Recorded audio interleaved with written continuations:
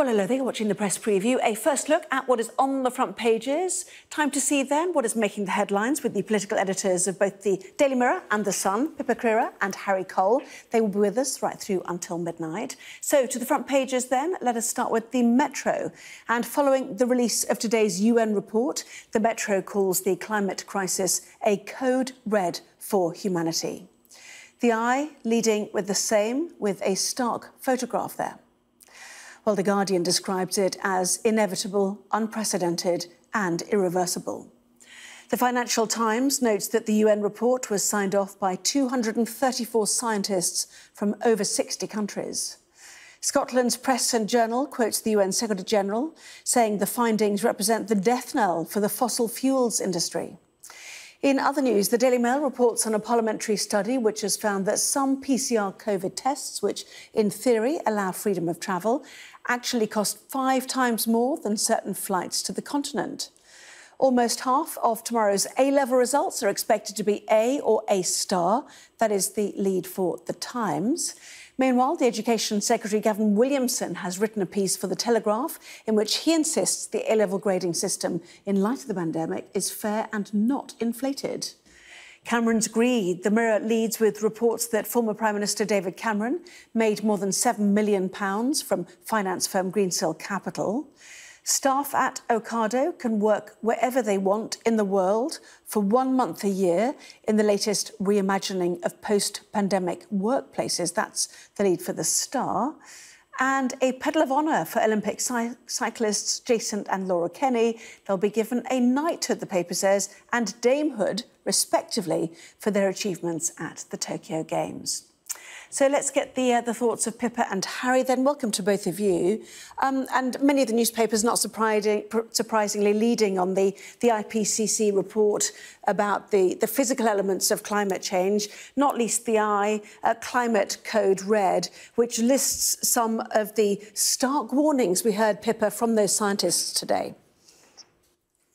Yes, and actually in front of several of the newspapers, there's very striking images which really, I suppose, are trying to drive home just how the climate crisis is going to start impacting on all of our lives. I mean, in recent months and years, we've seen not just wildfires of the type that we're seeing at the moment in Greece and in California, but of course flooding in Germany, devastating flooding, which resulted in the deaths of many people, droughts across sub-Saharan Africa, flooding in places like India.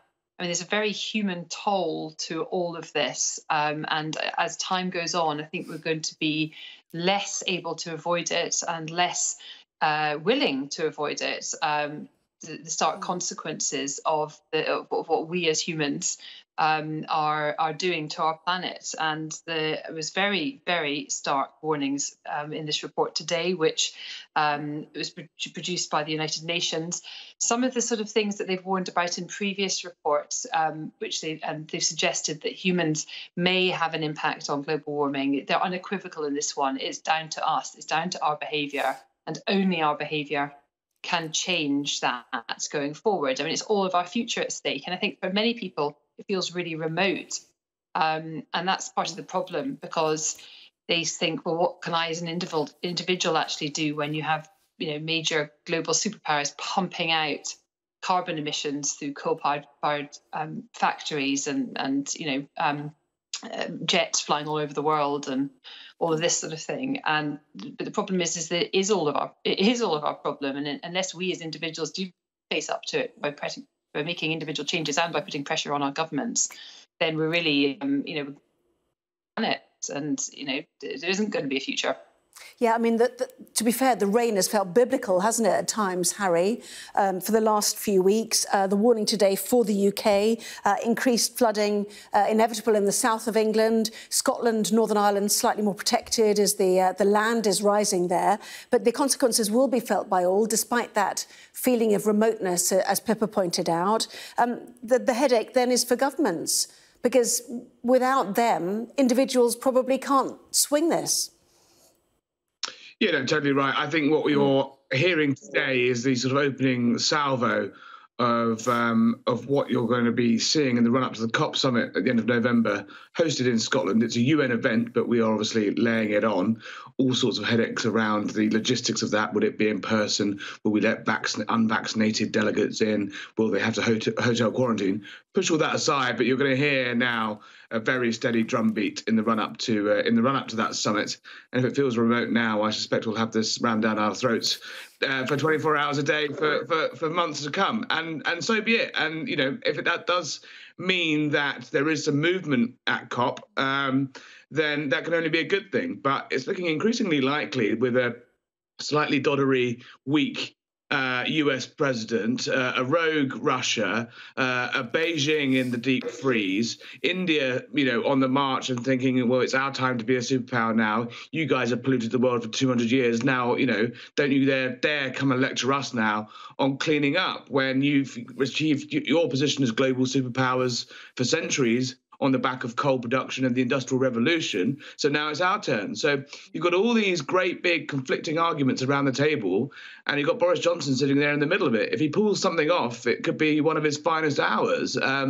But whether he will remains to be seen. And then once you do, if he does pull something off, if he does get everyone to sign up to the net zero by 2050, or increasing the reductions of carbon in the West by 2030 as his stated aim, you've then got the massive domestic problem at home of how the hell do you pay for it?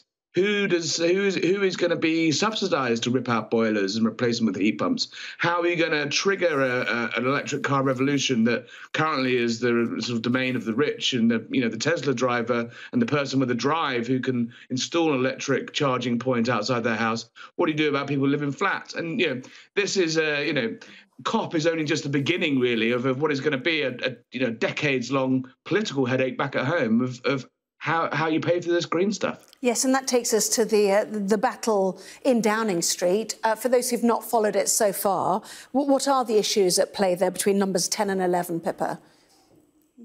Well, we've just emerged from, or are emerging from, a pandemic in which the government has spent hundreds of billions of pounds supporting people and supporting the economy, and we have a massive debt to pay off.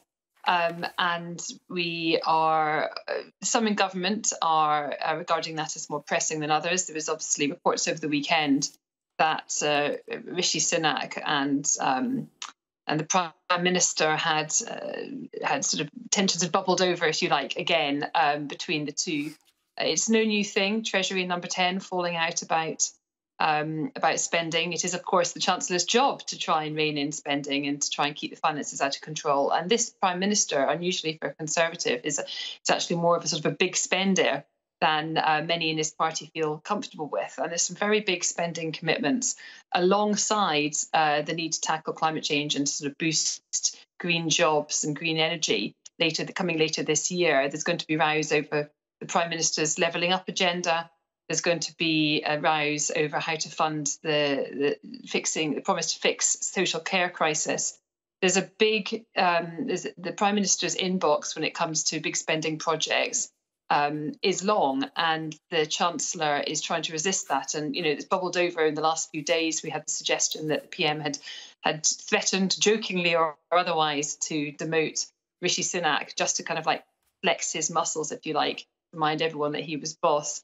That hasn't gone down very well in some quarters in the Tory backbenchers, many of whom feel more comfortable with Rishi Sunak because he's more of a sort of conventional fiscal conservative. They feel they know where he's coming from when it comes to sort of his tax and spend policies. And while they are likely to remain loyal to the Prime Minister, because he is, after all, the man that got many of them their seats, and as long as he's an election winner, they'll be keen to hang on to him. There is still tensions there between the pair of them, and that doesn't look like it's going to go away anytime soon. Yes, we're running out of time. We've had a very fat programme already with all this climate coverage presenting from Greece tonight. But let's just show you the Press and Journal in Scotland. Big deal, obviously, north of the border and for the UK. Red alert climate report has to be oil's death knell. We saw all the controversy about the Cambo oil field during the Prime Minister's visit to Scotland last week. But perhaps we'll talk more about that in the next part of our programme. But all fascinating. Cost 5 times the price of flights. I think they've picked flights such as Ryanair from places like East Midlands Airport, they're quoting here. Nonetheless, the point is, it's hit and miss. You don't know how much you're going to pay. It looks like a good price. And then when you realise you need it quite quickly, the price goes even higher. And what does the government do about it? Should there be a cap, Pippa? Will they have to act, do you think? Well, I think they are going to have to. I mean, the Competition Authority is really looking into this after Rishi Sunak, after I think it was Sajid Javid wrote and complained, the Health Secretary, about the sort of disparity in the test prices. So the government will come under pressure over this, as people are obviously carrying on going on their summer holidays. And it isn't, I don't think, just a few extreme examples of Ryanair flights. We're considering going away in a few weeks' time to somewhere in Europe. And we've got 3 children, and we looked at how much the tests might cost and totted up that it would cost us about 750 quid if we decided, just for tests, if we decide to go away somewhere in Europe, which really means that holidays are out of bounds for all but the wealthiest, when you consider that the equivalent flights for the 5 of us would be not much, a bit less than that. So it's definitely a problem for lots of people, and sort of in some cases could double the cost of their holiday bill and therefore make it prohibitive. So the government's going to, I think, continue coming under pressure over it. Yeah, and other people are travelling because they can't get a refund and feel it's the only that they have to go, or they lose the cost of the holiday. Now, Harry, let's go to your newspaper. Alpacalypse now, Ring of Steel at the farm, demo marches to number 10, and all for the sake of one animal. Tell us more. Not just one animal. Geronimo the alpaca, the nation's favourite poor sort of an alpaca. Does he have TB? We don't know, because he's taken tests. His owner says they're out of date, they were wrong, they're incorrect. And those tests were 4 years ago. He's yet somehow still alive, the poor thing. But he's got a date with destiny within the next 26 days.